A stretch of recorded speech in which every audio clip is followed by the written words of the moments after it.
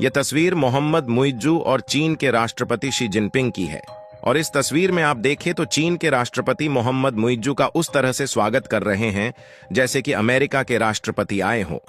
लेकिन मालदीव के राष्ट्रपति को इस बात का अंदाजा नहीं है कि यह सब बस उनके लिए दिखावा है, और चीन ऐसा इसलिए कर रहा है क्योंकि मालदीव भारत का पड़ोसी होते हुए भी चीन के पास गया है। और जाहिर सी बात है कि जब मालदीव जैसा पड़ोसी देश भारत को छोड़कर गया है तो स्वागत तो होना ही था। लेकिन इसकी जो रियलिटी है वह अभी मालदीव के राष्ट्रपति को नहीं पता है।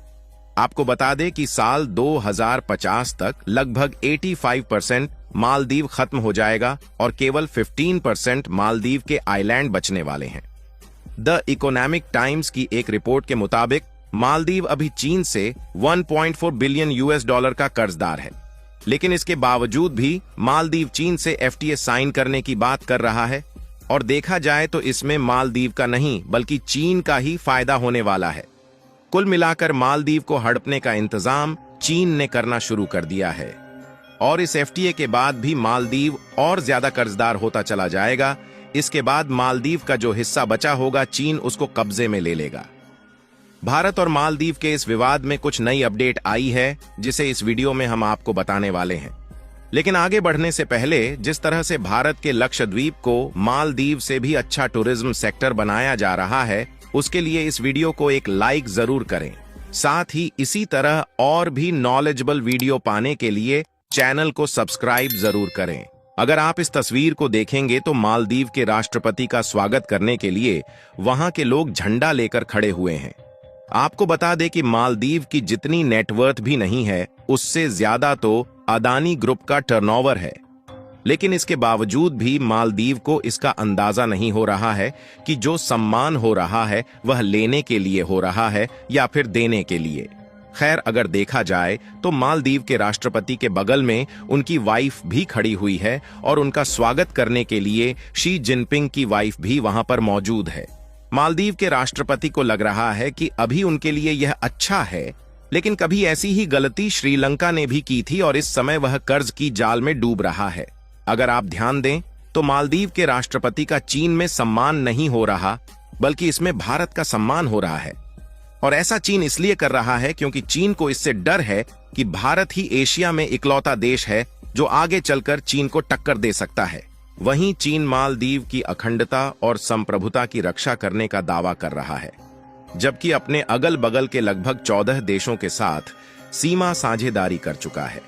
बिजनेस स्टैंडर्ड की एक रिपोर्ट के मुताबिक चीन ने मालदीव के साथ 20 एग्रीमेंट पर साइन किए हैं, और इसमें जो एग्रीमेंट किए गए हैं वह कुल मिलाकर भारत पर जो मालदीव की निर्भरता थी उसको पूरी तरह से हटाने के लिए किए गए हैं। आपको बता दें कि इस समय मालदीव में भारत के 77 सैनिक मौजूद है, और यह सैनिक मालदीव की इमरजेंसी सिचुएशन में रक्षा करने के लिए ही तैनात किए गए हैं। लेकिन चीन ने मालदीव के साथ मिलकर इसके खिलाफ भी एग्रीमेंट को साइन किया है, जिसमें चीन का दावा है कि वह पूरी तरह से उसकी मदद करेगा। यानी कि चीन चाहता है कि भारत के जो भी रिलेशन मालदीव के साथ है वह पूरी तरह से खत्म हो जाए। इसके अलावा भारत से मालदीव का जो सबसे बड़ा फायदा होता था वह था टूरिंग सेक्टर में, क्योंकि इस समय मालदीव में सबसे ज्यादा भारत के ही टूरिस्ट जाते थे। एक समय था जब चीन के टूरिस्ट मालदीव में एक बड़ी मात्रा में जाते थे और भारत 8वें नंबर पर हुआ करता था। लेकिन इस समय जब मालदीव और भारत का विवाद नहीं हुआ था तब तक भारत के टूरिस्ट एक बड़ी मात्रा में मालदीव घूमने के लिए जाते थे। और हम आपको पहले भी बता चुके हैं कि मालदीव की पूरी अर्थव्यवस्था केवल टूरिज्म सेक्टर पर ही टिकी हुई है। लेकिन मालदीव ने इसका भी निचोड़ निकालना शुरू कर दिया है, और चीन के साथ एक एग्रीमेंट में मालदीव में ज्यादा से ज्यादा टूरिस्ट को भेजने की बात की गई है। और चीन इसके लिए तैयार भी हो गया है कि हम ज्यादा से ज्यादा टूरिस्ट को मालदीव भेजेंगे। इसके अलावा चीन ने BRI यानी कि बेल्ट एंड रोड इनिशिएटिव के तहत $50 मिलियन इन्वेस्ट करके मालदीव आइलैंड में टूरिज्म सेक्टर में बढ़ावा देने की बात कही है। यानी भारत ने जो कदम मालदीव के खिलाफ उठाए हैं वह बिल्कुल सही है, क्योंकि मालदीव के राष्ट्रपति वैसे भी चीन से हाथ मिलाने का विचार पहले भी बना चुके थे। यानी कि जब मालदीव चीन से हाथ मिला चुका है तो चीन ऐसे हथकंडे लगा रहा है कि जो मालदीव का भारत से संबंध है वह पूरी तरह से खत्म हो जाए। लेकिन मालदीव की सबसे बड़ी मूर्खता यह है कि वह चीन के साथ FTA एग्रीमेंट साइन कर चुका है। आपको बता दें कि इससे मालदीव का ही पूरी तरह नुकसान है और चीन का काफी बड़ा फायदा।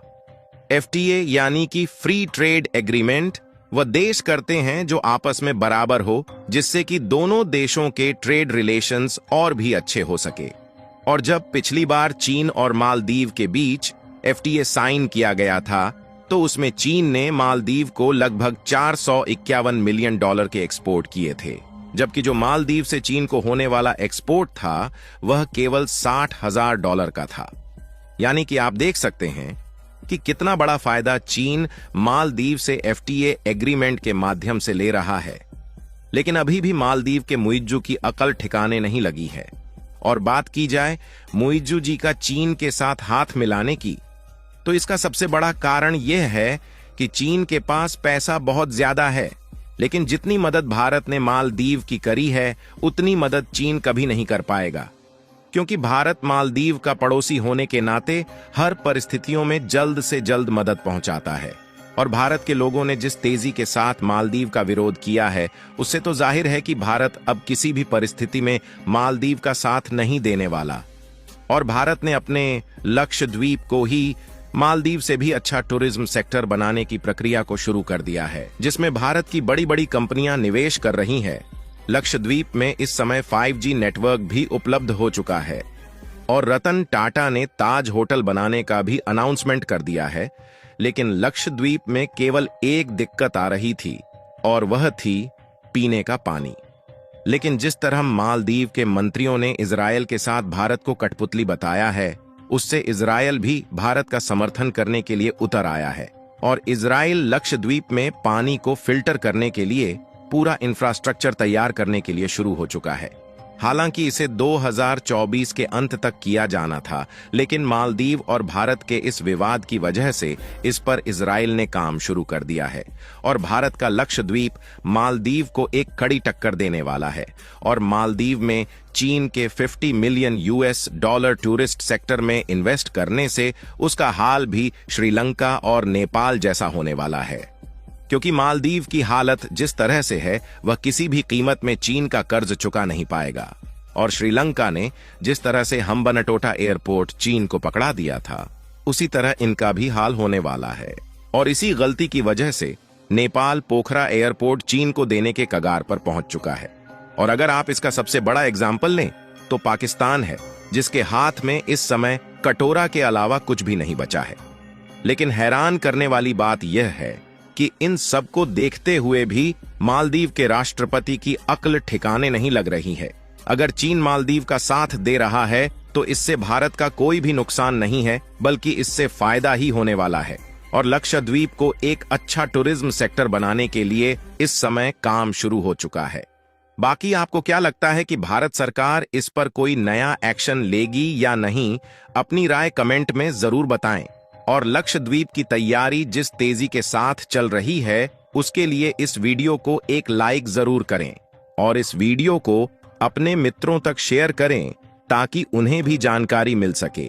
और चैनल को सब्सक्राइब करके बेल नोटिफिकेशन को ऑल पर जरूर रखें। वीडियो को अंत तक देखने के लिए धन्यवाद।